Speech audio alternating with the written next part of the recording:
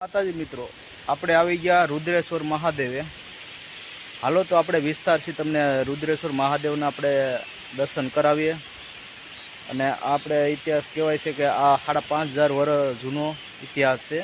એ આપણે આ વિડીયોની માધ્યમથી તમને કહીશું. હાલો તો આપણે રુદ્રેશ્વર મહાદેવના દર્શન કરીએ. આ તમે જુઓ, આ આપણે મંદિરનો આ બધું ગ્રાઉન્ડ આવેલ છે અને આ પાર્કિંગ હોલ છે. અને આ આપણે રુદ્રેશ્વર મહાદેવની ભવ્ય ધજા. અને આ કહેવામાં આવે છે કે આ મહાભારત કાળનું આ મંદિર છે. અને આ સિંગોડાની કાંઠે, નદીની કાંઠે આ મંદિર છે. અને આના સામું સ્મશાન પણ આવેલ છે. અને એવું માન્યતા છે કે લોકગાથા છે કે જેદી 5 પાંડવ જેદી વન ભટકતા હતા ને, તેથી આ જગ્યાએ 5 પાંડવ આવેલા છે. અને તે અર્જુન હતા ને, અર્જુનને એવું નિયમ હતું કે જ્યાં સુધી શિવ પૂજા ન કરે ત્યાં સુધી એ અનાજ ન ગ્રહણ કરતા. અને એમાં પછી દાદા ભીમ હતા, એ ભીમને ભૂખ લાગી.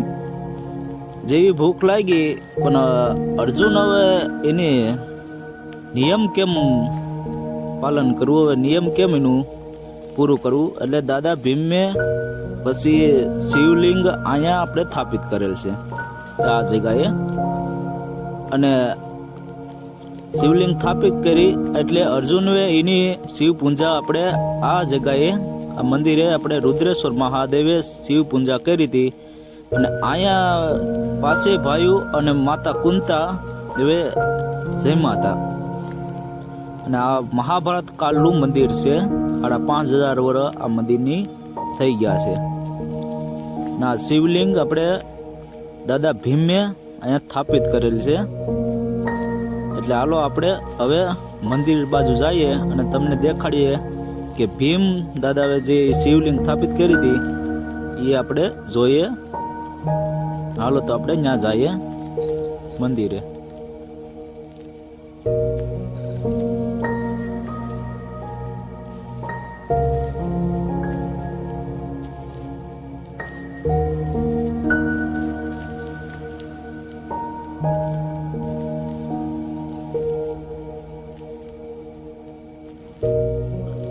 જય ભોલેનાથ, હર હર મહાદેવ.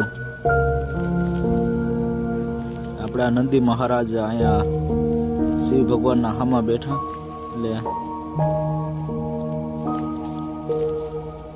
આ ઇતિહાસ, આ મંદિર એટલે ગૌરવશાળી મંદિર કહેવાય કે આ એનું 5000 વર્ષનો પુરાવો દે છે આ મંદિર. જુઓ તમે, ના સિંગોડા નદીની કાંઠે છે.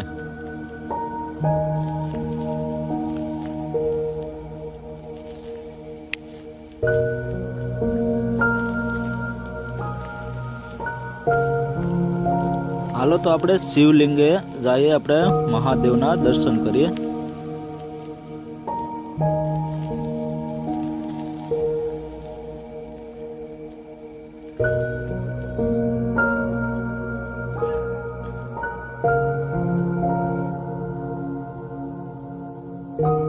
જે દાદા ભીમે અહીંયા શિવલિંગ સ્થાપિત કરી હતી આ પોતે. અને અર્જુનએ એનું નિયમ પાલન કર્યું હતું અને એ પૂજા કરી હતી આ શિવલિંગ ઉપર.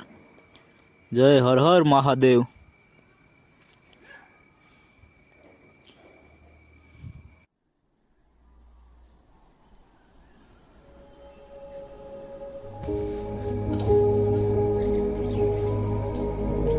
એની સામે આપણે ગણેશજીની સ્થાપના છે. અને આ મંદિરનું ઉપર આપણે જોવો તમે નજારો. અને એની સામે આપણે આ હનુમાન દાદાજીની સ્થાપના આપણે જોવા મળે, હનુમાન દાદા. તો હાલો હવે આપણે ગુરુજીની, મહારાજની ત્યાં જઈએ. અહીંયા ગુરુજીની સમાધિ આવેલ છે.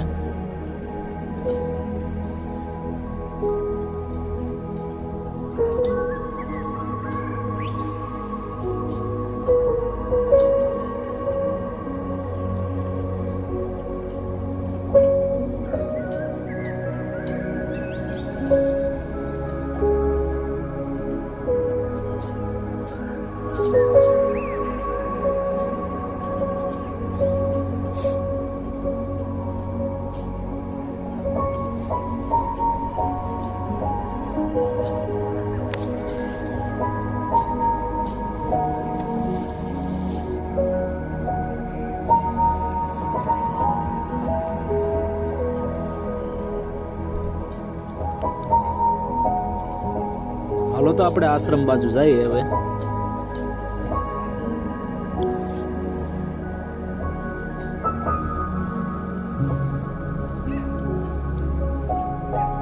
આપણે આ ઉપર છીએ, આપણે આમ મંદિર કેવું દેખાય જુઓ તમે.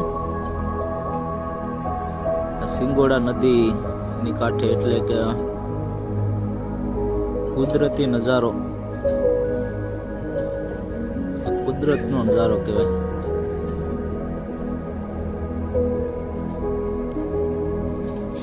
અને આ આપણે આશ્રમનો ગેટ છે.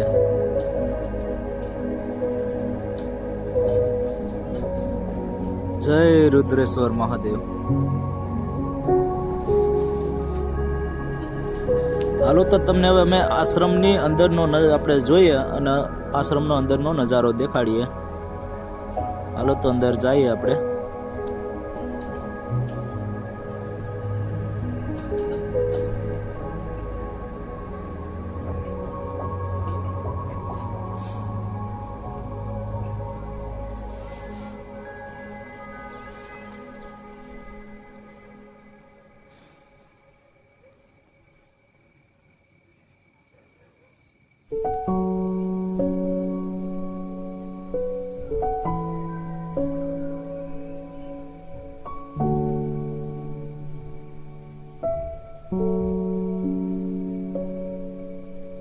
આપણે આશ્રમમાં કાંક સફાઈ કરે છે, એટલે આપણે અંદર હવે અહીંથી તમને દેખાડી દઈએ. અંદર નથી આપણે ઉતરાય, કેમ કે એમાં કાંક સફાઈ કરે છે, એટલે આપણે અહીંથી તમને દેખાડી દઈએ.